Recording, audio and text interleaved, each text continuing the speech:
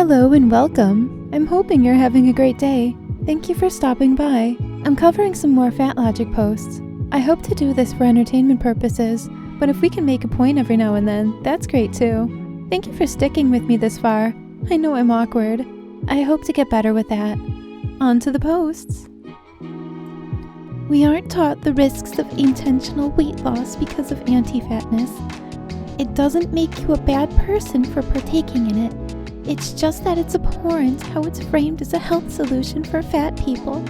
When we celebrate weight loss, we uphold this framing. What risk? You lose the weight and you either feel better or you don't. What aches and pains you have right now actually could be alleviated. I understand it's been said that there's this fear of developing an ED. If you're so concerned that you'll develop one, and that's one of the only outcomes you can see, it makes me wonder how happy you are right now in your current size. I, on the other hand, thank you for your affirmation that I'm not bad because I'm still working on myself. If restriction is the only way you can maintain your current weight, that's not a healthy weight for you. I don't take this post seriously because restriction means something completely different to me than it does to you, I'm sure. So I'll just say this. If eating without restriction and consuming until I'm uncomfortably full is the only way to maintain your current weight, then that's not a healthy weight for you. I don't care about skinny shaming. There's obviously a certain type of skinny that negatively impacts a woman, which is still not comparable to the systemic and intentional dehumanization of fat women. But getting told to eat a burger is not the end of the world. Oh really? Not eating every single time you think about food isn't restriction. Calories on a menu aren't a hate crime. And getting told to eat a salad is not the end of the world.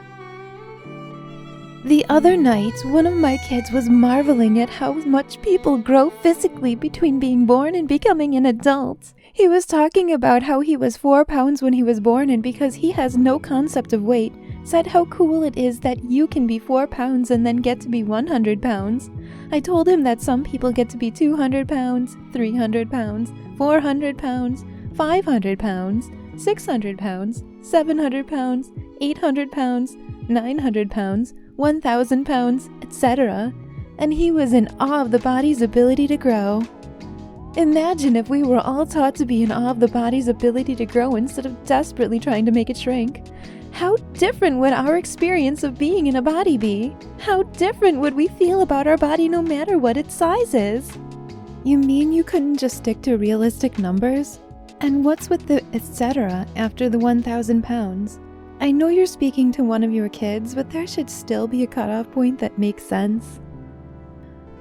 Fatphobes will always say that long-term weight loss is possible, and anyone who fails just didn't have the willpower, dedication, or drive.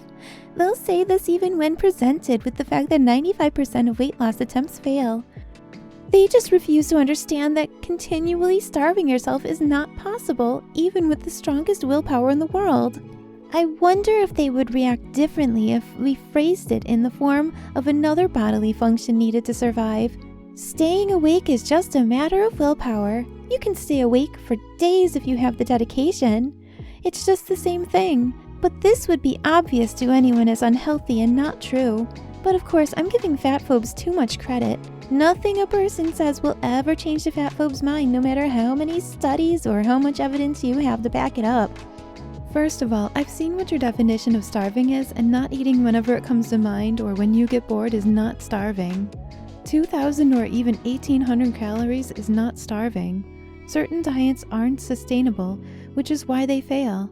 Which is why people bring up the talking point of it being a lifestyle change and a new way of life. Also, just to bring your point back to sleeping here, just like eating, we have designated times for sleeping. We might nap at some point during the day, but we generally keep it to night. If I do die by 50, know that dieting harmed me more than being fat. That stigma weighed heavier than adipose tissue. And know that my life matters no less because of a number on a scale. Know that I would rather fight for a more just world than a smaller waist. Why can't you fight for both? This makes you sound like an addict. Is everything all right?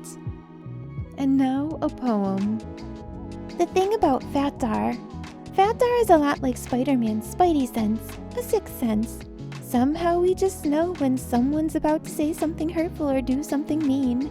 Even in a crowd, I can spot a fatphobe, someone who's grossed out by overweight people. Fatphobes give off this vibe, part discomfort, part shock, part fear, part anger, and all hatred. Wait, that wasn't much of a poem. But yes, if you go out looking for people who are judging you, because we can't always know what people's intent are, or what their thoughts are in that moment. I understand feeling judged, but it's something we all deal with just going out sometimes. Alright, so that's all the Fatlogic I have for today. Thank you so much for watching my video. I hope to see you in the next one. Please remember to be kind to someone, even if that someone is yourself. Goodbye.